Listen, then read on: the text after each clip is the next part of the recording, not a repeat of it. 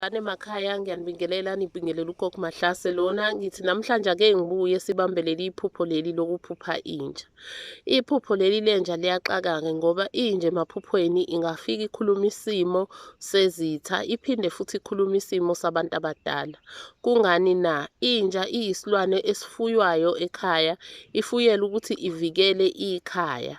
Iphinde futhi inja ibe into egcina iyinsila yasekhaya ngoba ngisho umuntu angahamba isikhathi esingakanani uma ebuya ekhaya inja iyamuzwa ngephunga ukuthi lona umuntu wasekhaya.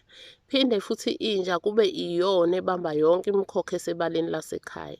Yingakho-ke inja siphinde futhi siyilinke nedlozi. Uma-ke uphupha inja uhamba nayo noma izinja uhamba nazo. Lezi zinja lezi uyazilawula, ziyakulalela uma uzilawula. Lezi zinja lezi zihamba nawe ziyakuvikela. Lokhu kusuke kuveza ukuthi wena unensingatho yedlozi. Kuveza futhi ukuthi abantu bakini bakuvikelile lapho uhamba khona, bahamba nawe khona bakusingathile. Uma-ke kuwukuthi uphupha inja, uthola ukuthi iyakujabulela lenja, iyakukwatela, iphinde futhi iyakudlalisa lapha ephuphweni.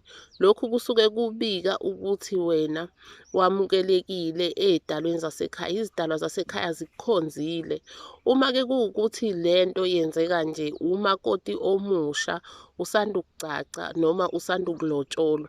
Lokhu kusuke kuveza ukuthi izidalwa zomuzi lezi lona oyongena kuwona, lona oyowakha ziyakwamukela ngemfudumalo. Uma-ke kuwukuthi uphupha ubona inja izala ikhipha imidlwane, lokhu kusuke kuveza isimo senhlanhla okade wayifisa ezokwehlela. Kuveza ukuthi amacebo akho okade uzama ukuhlangabeza ngawe inhlanhla finally azoba into eyenzekalayo ebimpumelelo. Uma kuwukuthi uphupha izinja zikukhonkotha noma inja ikukhonkotha, lokhu kusuke kuveza ukuthi kunezitha ezikuhlebayo ezifisa ukuwisa imizamo yakho yokumisa umuzi wobabamkhulu bakho.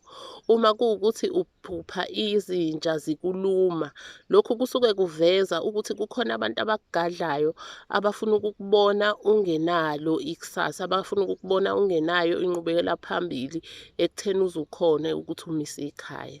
Siyathokoza-ke nina bantwana bethonga, sithi-ke akudede ubumnyama kube mhlophe njalo, kukhanye ekujuleni kwemsamo. Sithembe ukuthi kukhona lapho sikhanyisa khona emakhosini. Makhosi.